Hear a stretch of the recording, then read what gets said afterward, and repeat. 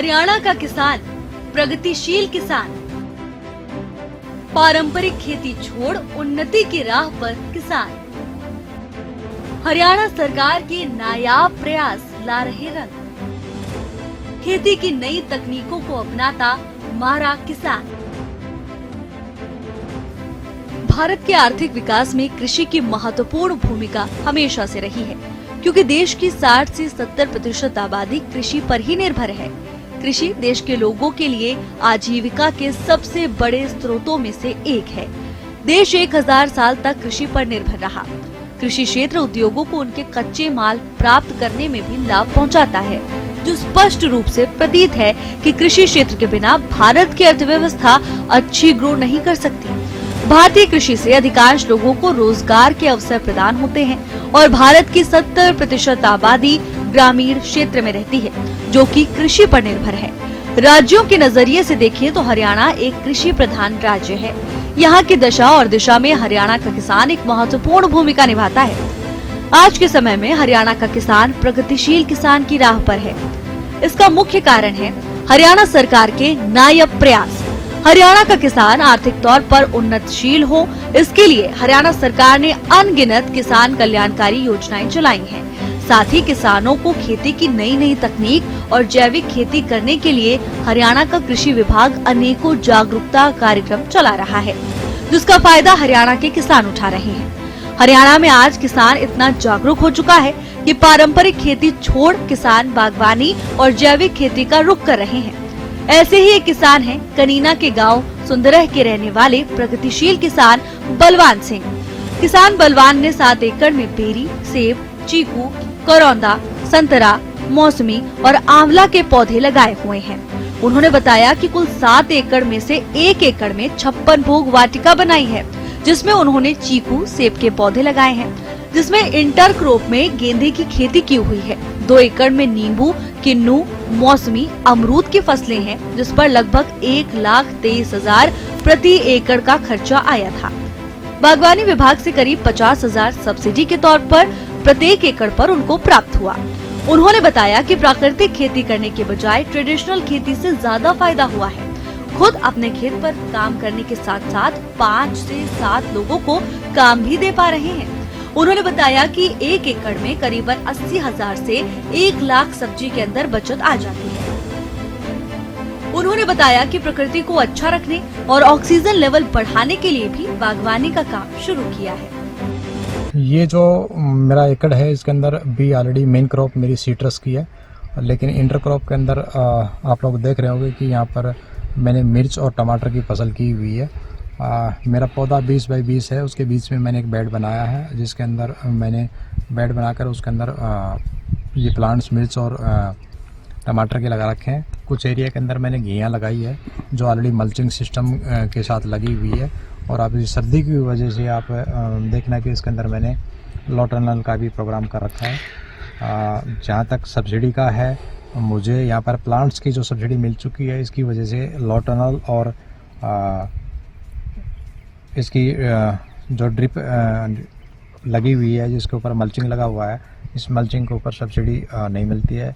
मेरी हरियाणा सरकार से और डिपार्टमेंट से यही रिक्वेस्ट है कि किसान को सर्वाइव करने के लिए, क्योंकि यहाँ पर मेन प्लांट्स हैं वो 3 से 4 साल के अंदर फ्रूटिंग आएंगे, उसके बीच में जो इंटरक्रॉप किसान सर्वाइव करता है, तो इसके ऊपर भी डिपार्टमेंट अनुदान दे ताकि मल्चिंग की जाए और लो टनल किया जाए। क्योंकि मार्केट के अंदर जब आपके टाइम से पहले 10 दिन 20 दिन पहले आपकी मार्केटिंग होगी, तभी आपको रेट अच्छा मिलेगा। अदरवाइज मंडी के अंदर अगर समय पर नहीं दिया तो भाव की दिक्कत आती है। तो वेजिटेबल में आपने मिर्च और टमाटर जो लगाए हैं, इसमें कितनी लागत आई आपकी? कितने पौधे लगाए हैं आपने?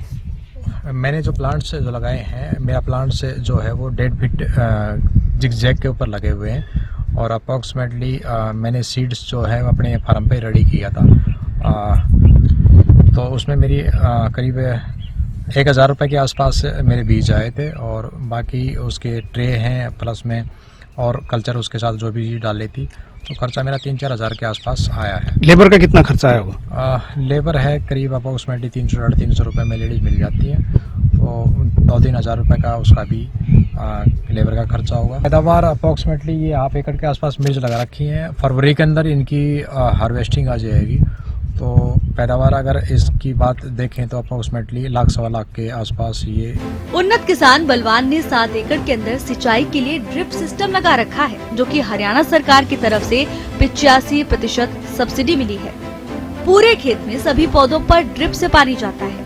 बारिश का पानी इकट्ठा करने के लिए 65x55 व 10 फीट गहरा तालाब भी बनाया है, जिसमें बारिश का पानी इकट्ठा किया जाएगा, जिसकी लागत करीब 1 लाख रुपए आई है। इस पर भी हरियाणा सरकार से अनुदान मिला है, जिससे करीब 5 से 6 महीने फसल की सिंचाई हो सकती है। ज्यादा बारिश होने पर बोरवेल रिचार्जिंग के लिए भी कार्य किया जाएगा। किसान का मानना है कि बोरवेल के पानी की बजाय बारिश के पानी से फसल अच्छी पैदावार देती है। उन्नत किसान बलवान बागवानी के अंदर इंटर क्रॉप में सब्जियों की खेती भी करते हैं, जिससे उन्हें ट्रेडिशनल खेती से अच्छा फायदा होता है। वो सीजनल वेजिटेबल तैयार करते हैं। उन्नत किसान ने बताया कि बागवानी में सब्सिडी लेने पर इंटर कोच में मल्चिंग विधि से सब्जी की पैदावार करने पर सब्जी के सीड्स पर अनुदान नहीं मिलता है। ये जो पॉन्ड मैंने बनवाया है, ये पॉन्ड की जो साइज़ है वो 65 फीट लंबा है और 50 फीट इसकी चौड़ाई है और गहराई अप्रोक्सीमेटली 10 से 12 फीट है। इस पे सरकार अनुदान भी देती है। जितनी किसान के पास जैसे 5 एकड़ के ऊपर अलग है, 7 एकड़ ऊपर इसकी साइज़ अलग है। उसी साइज़ के हिसाब से जैसे मेरे पास इससे फार्म पे 7 एकड़ ज़मीन है, उसी साइज़ से मैंने यहाँ पर डिपार्टमेंट से कंसल्ट करके और इसकी खुदाई करवाई है। अभी कच्चा है और इसके बाद इसके अंदर 2 प्रोसेस हैं। एक तो आप सीमेंटेड करवा सकते हैं, दूसरा पन्नी आती है उससे भी करवा सकते हैं। मुझे इसमें पन्नी करवानी है, तो अभी कुछ दिन के बाद इसका फिर वापस सफाई करवा के और इसमें पन्नी डलवा के इसको फाइनल कर देंगे। कितनी लागत आई इस पे? अप्रॉक्सीमेटली इसके अंदर अभी तक जो खुदाई का जो काम हुआ है वो 25 से 30 हज़ार रुपये के आसपास आई है और 60-70 हज़ार रुपये के आसपास इसके अंदर पन्नी लग जाएगी। अब 1-1.25 लाख के आसपास ये तैयार हो जाएगा और इसमें जो पानी की कैपेसिटी है अप्रॉक्सीमेटली 7 से 7.5 लाख लीटर आ जाएगा। मेरे खेत का जो ढलान है इस साइड के अंदर है, इसमें रेन वाटर हार्वेस्टिंग ऑटोमेटिक हो जाती है और इस पानी से अप्रोक्सीमेटली मैं ड्रिप सिंचाई के साथ 6 महीने अपने खेत के अंदर पानी दे सकता हूँ। उन्नत किसान बलवान ने बताया कि वो मात्र 17 वर्ष की आयु में भारतीय वायुसेना में भर्ती हो गए थे। 20 साल की नौकरी करने के बाद सेवानिवृत्त हुए थे। इसके बाद भारत पेट्रोलियम में भी नौकरी की, लेकिन उनका मन खेती करने का था और उन्होंने इंटरनेट पर खेती के बारे में हजारों वीडियो देखकर अच्छे ढंग से खेती करने के बारे में जानकारी हासिल की। उन्होंने अपनी पुश्तैनी जमीन में बागवानी खेती शुरू की। मैंने अपना करियर 16 साल और 9 महीने की उम्र के अंदर भारतीय वायुसेना से इंडियन एयरफोर्स से स्टार्ट की थी। मैंने 20 साल वहाँ पर सर्व किया। रिटायरमेंट होने के बाद मैंने भारत पेट्रोलियम के अंदर सर्विस दिया, लेकिन मुझे भारतीय वायुसेना में भी यही लगता था कि कब तक ये सर्विस होगी, आगे चल कर क्या स्थायी चीज़ें होंगी।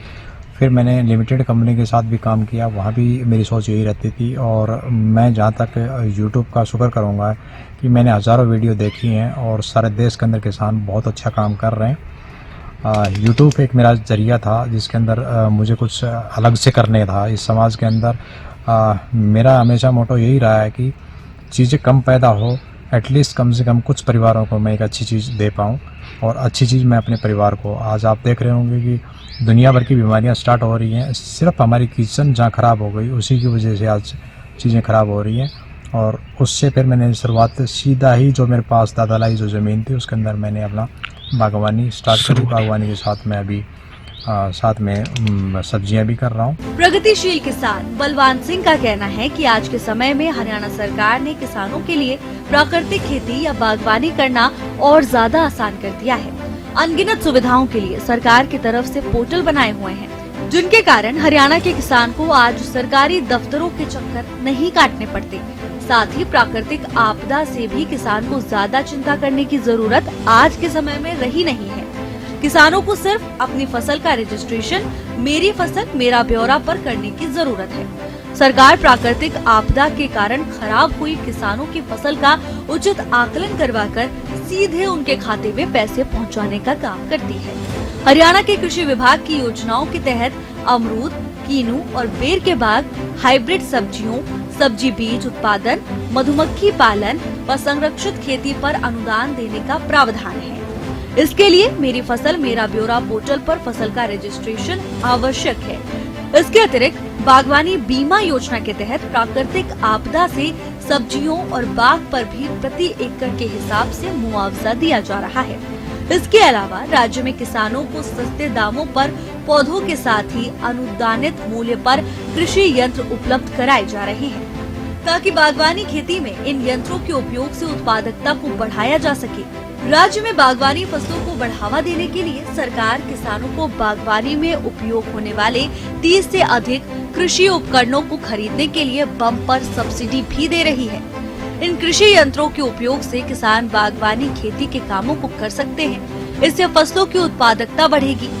हरियाणा सरकार राज्य में बागवानी मशीनों एवं उपकरणों के लिए विशेष अनुदान की योजना संचालित कर रही है। इसके अंतर्गत सरकार बागवानी में उपयुक्त 30 से अधिक मशीनों और उपकरणों पर किसानों को 40 से 50% तक सब्सिडी उपलब्ध करवा रही है। सरकार द्वारा बागवानी मशीनों पर अनुदान देने का उद्देश्य हरियाणा में बागवानी फसलों की खेती को बढ़ावा देने और किसानों की आर्थिक स्थिति में सुधार करना है। इसके अलावा हाल ही में पेश किए गए बजट में भी बागवानी पर मुख्यमंत्री ने खास फोकस किया है।